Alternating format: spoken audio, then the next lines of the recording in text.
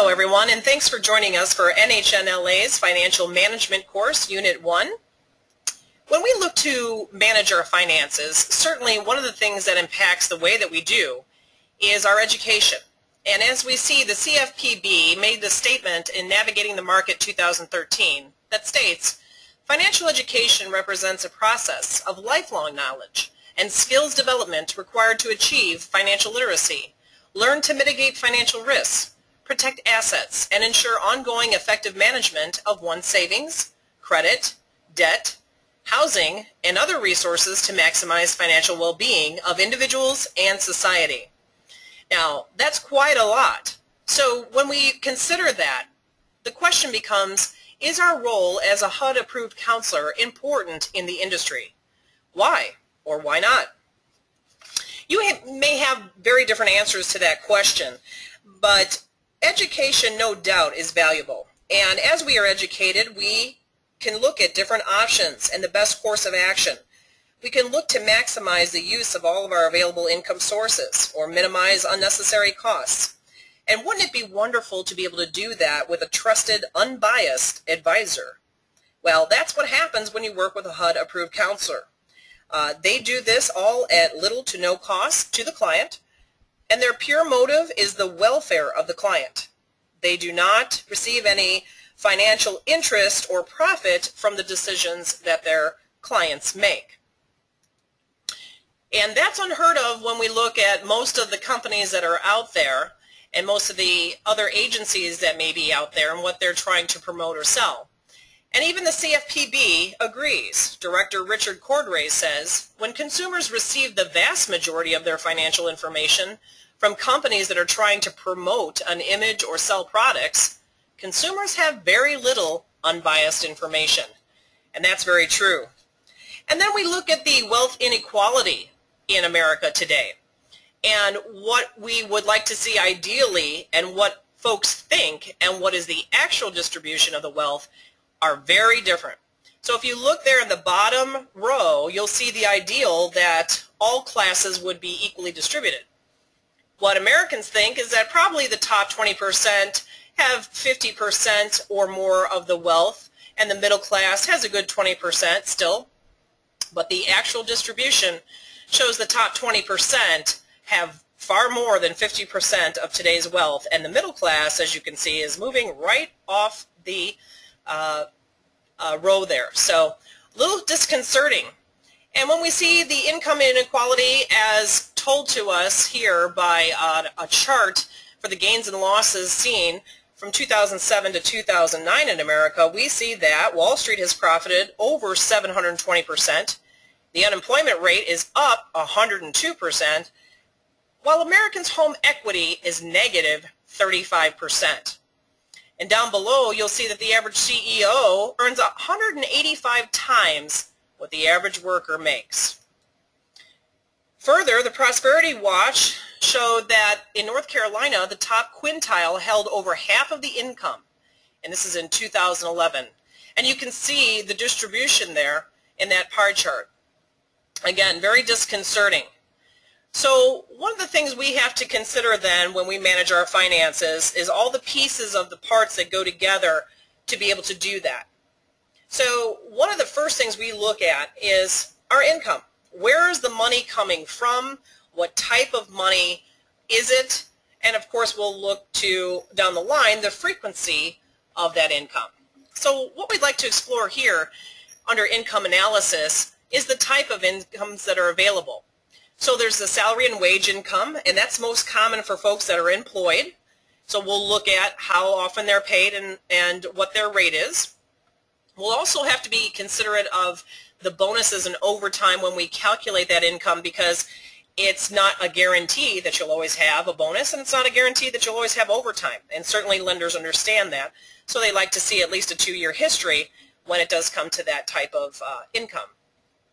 Self-employment income, that comes from working for yourself rather than an employer.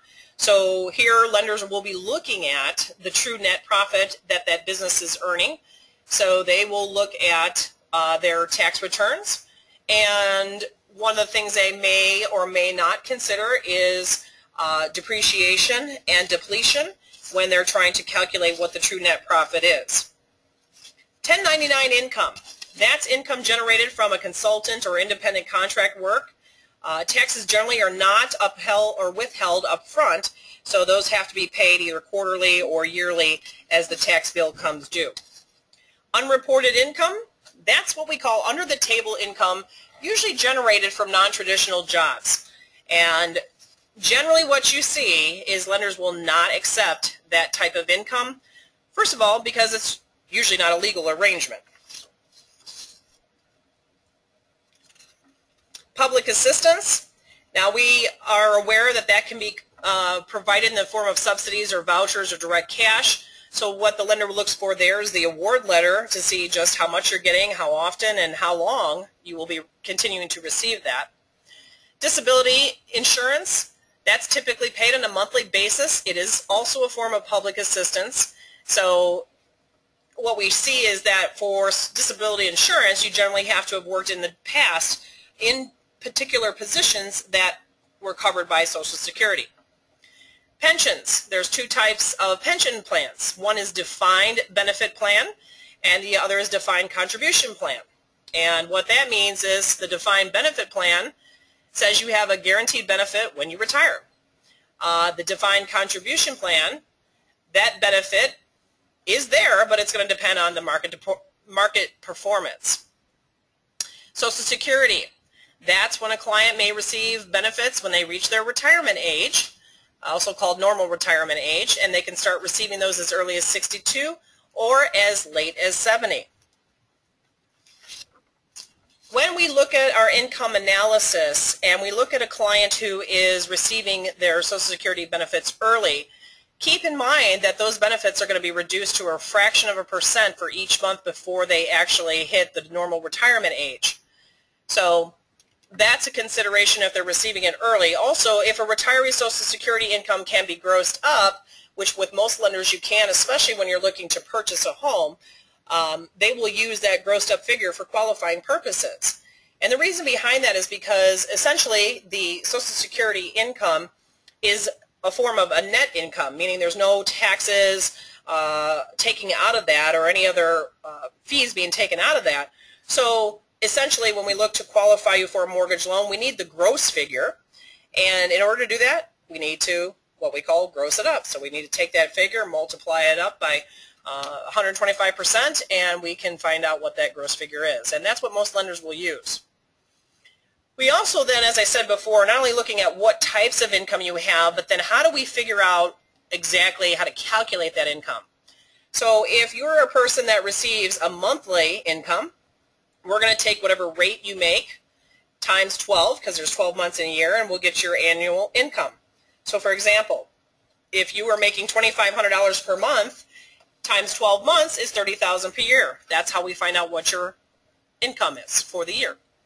But what if you're making a semi-monthly income? Then we're still going to take the rate. We're going to multiply it times 24 because there's twice a month that you're being paid. There's 12 months, so that's 24 installments, if you will, for an annual income. So if you made $1,250 and we multiply it by 24 semi-monthly periods, you're still at $30,000. If we look at biweekly, which is a little different because that means every 2 weeks versus twice a month, there are 52 weeks in a year. We divide it by 2. That comes to 26 pay periods. So we're going to take your base rate times 26 to find out your annual income. So in this example, $1,154 times 26, biweekly periods per year, still equals $30,000. If you're paid hourly, we simply take the hourly rate times the number of hours that you've worked per week times 52 to get your annual income. So if someone's making $14.43 per hour times 40 hours per week times 52 weeks, we're at $30,000. Seasonal employment is another type of income that a lot of folks get confused over. So let's break down how you would actually calculate that seasonal employment. You'll simply take the hourly rate times the number of hours worked per week times the number of weeks worked per year, and that will give you your annual income.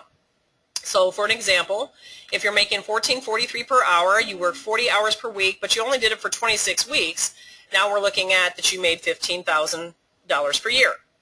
Oftentimes also what lenders will do, especially if they're trying to qualify you for a mortgage loan, is they will look at the last 2 years' W-2s and see exactly how much you made from that particular employer for working your seasonal jobs. And when they look at the last 2 years, they'll add it together, divide it by 2. That'll give them also an average as to what you make from that seasonal employer.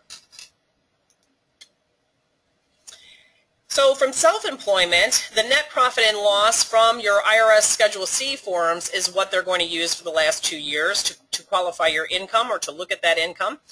And those two amounts then get divided over the last 2 years to get an average yearly amount.